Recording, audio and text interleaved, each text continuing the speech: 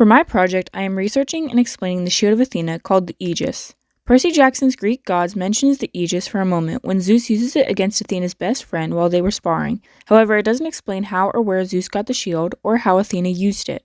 There are many different stories for how Zeus originally came into possession with the Aegis. According to the Iliad, Hephaestus forged the metal part of the shield as a gift for his father. Some say the outer layer of skin was from the Gorgon X, a monster that Zeus had killed, while others claim that it was actually goat skin that he had gotten from his foster mother in his infancy, being hidden from his cannibalistic father, Cronos.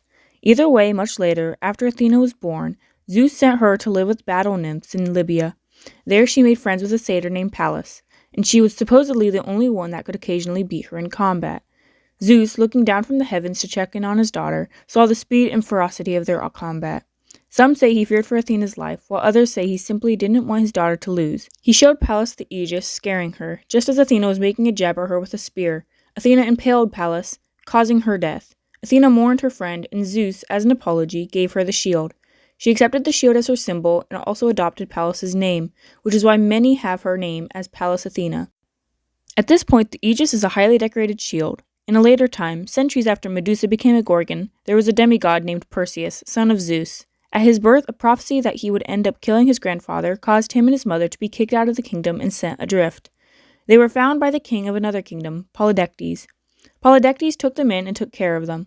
However, as time went on, he fell in love with Perseus' mother, Danae. When he asked for her hand in marriage, she refused, and Perseus, a grown man now, backed his mother.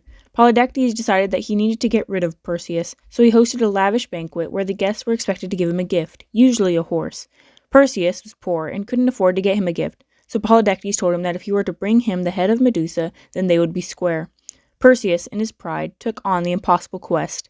Athena overheard from the heavens and appeared to him, giving him the Aegis, serving as a mirror, Hermes' winged sandals, and a sword forged by Hephaestus.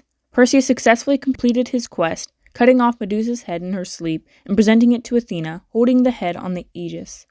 Athena added Medusa's head to her shield, using it as a symbol of protection as well as terror.